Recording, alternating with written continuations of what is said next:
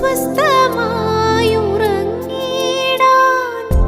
സമ്പത്തിൽ മയങ്ങാതെ മണ്ണിൽ സൗഭാഗ്യം നേടാനായാലും ആത്മം നഷ്ടമായാൽ ഫലമെവിടെ?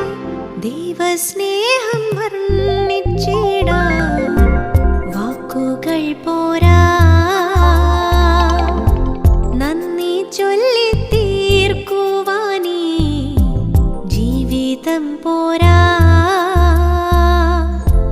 കഷ്ടപ്പാടിൻ കാലങ്ങളിൽ രക്ഷിക്കുന്ന സ്നേഹമോർത്താൽ എത്ര സ്തുതിച്ചാലും മതി വരുമോ?